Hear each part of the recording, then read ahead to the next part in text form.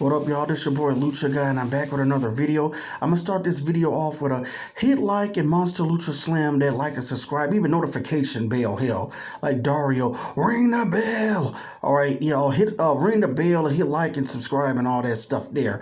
But I'm gonna say this. I'm gonna start this show off, and I know a lot of y'all are wondering whatever happened. The Azteca Underground itself. What's going on with Azteca Underground? The actual show Azteca Underground, is it still happening? Because I know some of y'all was saying this Azteca Underground still happening. Well, I have some actual information about that right here.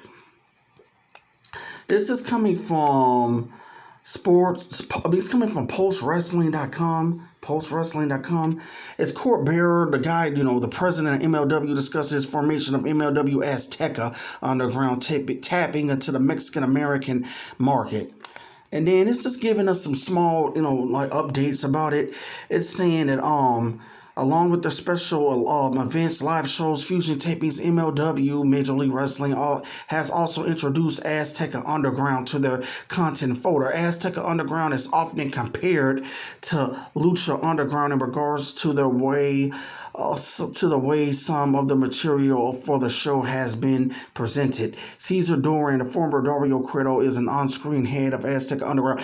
Okay, the way that they're saying real quick that Azteca Underground is often compared to Lucha Underground is making me worried. They're speaking like now the president of MLW, either he doesn't know what Conan is doing, but he's speaking as if Azteca Underground is going to be different, but it's going to come off like Lucha Underground. I really hope that's not the case, because Conan was talking over the summer in an interview with X-Pac and shit, saying that he thinks or his vision of he hated how after season 1 he got away from the Lucha Libre stuff on Lucha Underground, and it's gonna be what Lucha Underground should have been if he was running it. And he was saying he was gonna continue Lucha Underground. And as well, obviously what happened on the show this week,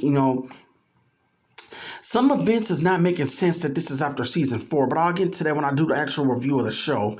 Let me see if there's anything else. Okay, MLW President Court Bearer detailed how Azteca Underground came to be. He stated that he wanted to tap into the Mexican American audience market and first began to notice how he could expand into the market while seeing the response to Bein Sports Espanol feed.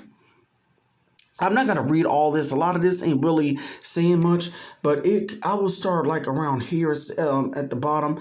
It says, as we navigated that on over a 6-month period, we kind of dropped the breadcrumbs on MLW TV starting in January of this past year, and it was revealed like in May that the former Dario Cueto, now Caesar Dorian. See, they're speaking like, I don't know, I hope this continues on Lucha Underground. The former Dario Cueto, now Caesar Dorian, Luis Gil Fernandez, I think his name is Luis Fernandez Gil, but whatever, they said it backwards, had come to MLW, and he was now our matchmaker, and then that just opened this new door to this world of Azteca Underground, and from there it's kind of slowly we now take to the next phase door, basically. He's just saying the next 4 to 5 weeks, there's going to be some interesting developments on the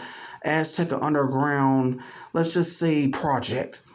A lot of the fans wondering what's the next big shoe to drop on that one.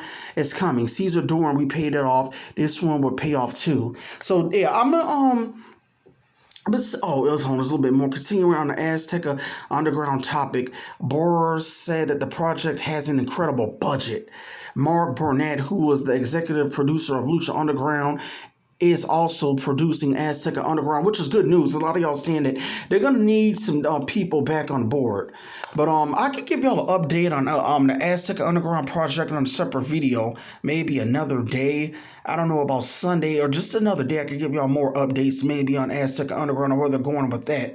But yeah. Speaking of which, though, MLW was actually good this week. It was really, really good this week. This was probably my favorite show so far out of this whole MLW fusion. I'm going to go back and rewatch it. Everything was good from the start to the finish. The way that the show opened, it was cool seeing Caesar Dorian in the ring. I like the new LAX. Y'all really feeling the new 5150 LAX? This got to be one of my favorite versions. Now, Santana Ortiz was good, but I really like this group here. I really like, I got to get their names. I like the bald head guy that looks black or whatever. I guess he's Puerto Puerto Rican, but I really like this stable. It's probably my favorite stable faction right now in pro wrestling. Like I said, in the Willow Nightingale, the women's tag team match was good. The Alex Kane Open Challenge match was good. Some guy, I think his name was Warhead or something, that was entertaining.